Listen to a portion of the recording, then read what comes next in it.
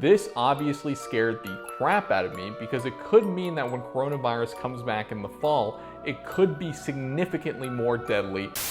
Hey guys, welcome back. Since we're all sitting at home, I decided that the next book I would do would be The Great Influenza, written by John Barry. The book focuses on the Spanish influenza in 1918, but also focuses on the evolution of the medical field in America. Medicine in America basically went from treating every ailment by bleeding their patients to death like some sort of serial killer's twisted fantasy, to taking a more scientific approaches in the way that we treated our patients. However, one of the things that I wanted to focus on was how Spanish influenza in 1918 compared to the coronavirus today and what we can learn from it. But before we go into that, I'd like to give a little bit of history and context to the Spanish influenza. At the time of the outbreak, America was actively engaged in World War I. The US's President Woodrow Wilson directed all of America's focus and energy on the war effort, and in that environment, influenza was able to thrive. The disease is thought to have started in Haskell County, Kansas, and spread when a man coming from that area joined basic training and spread it to other new recruits. One of the most disturbing things I learned about the Spanish influenza was that it first started spreading in the springtime, much like our current pandemic. And when it started, it was actually very mild, and not a lot of people actually died from it.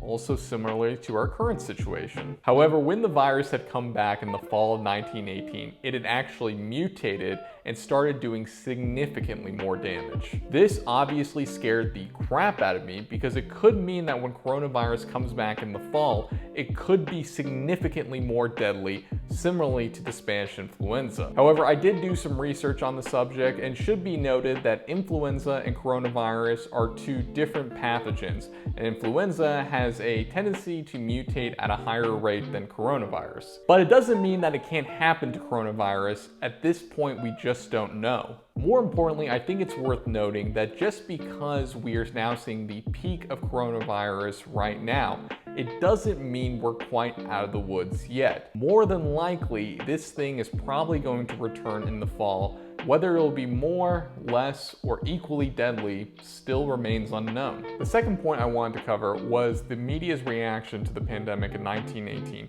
versus the media's reaction today. You may think that the media has exaggerated the effects of the coronavirus today, and to a certain extent, I do agree the media has a tendency to over-sensationalize things, so that when an actual crisis like this does happen, people have a tendency to dismiss it like the boy who cried wolf. However, the media's reaction to the pandemic in 1918 was pretty much the exact opposite of what it was today.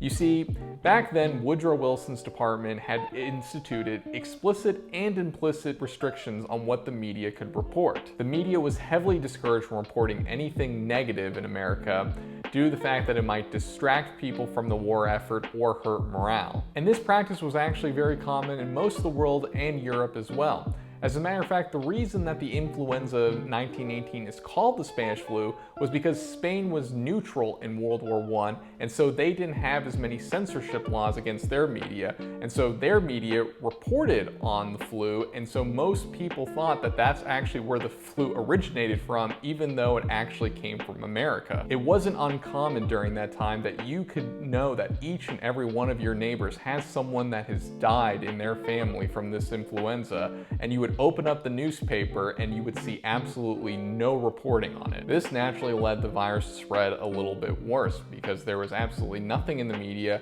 about social distancing or quarantining or preventing ways from yourself getting it. And when the media did report on it, they often dramatically downplayed it and said it was nothing worse than the common cold. So while we all may agree that the media has a tendency to over-exaggerate things, I'd much prefer that compared to a media that completely turns a blind eye to an ongoing pandemic. The third thing I wanted to talk about was how thankful I am that we have found a way to cure bacterial pneumonia. You see, when people have viral infections such as influenza or coronavirus, they are also more susceptible to bacterial infections like pneumonia, which can cause further complications and even death. As a matter of fact, it was not uncommon for people who got influenza to actually recover from it, only to drop dead 2 weeks later from pneumonia. And while there are still certainly strains of pneumonia that can cause death today, we have reduced the lethalness of it thanks to antibiotics. So if there is one silver lining to our current situation, it is that even if coronavirus does become as bad as Spanish flu,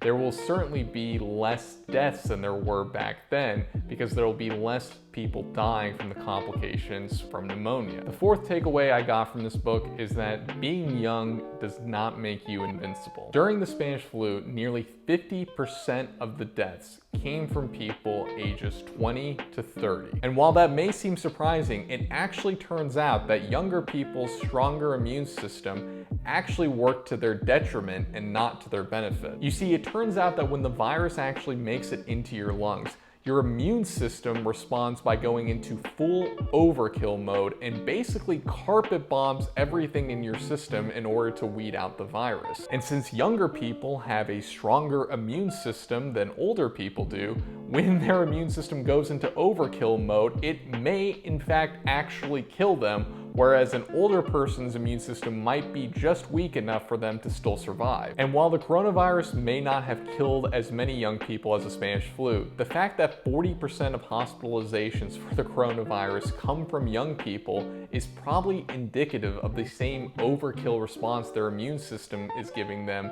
the same way it happened with the Spanish flu. And the last thing I want to talk about is that medicine and medical research is hard. During the time of that pandemic, every single researcher was frantically searching for a cure, much like they are today. And it's important that we don't just reach for any possible cure in the blind hope that it might work.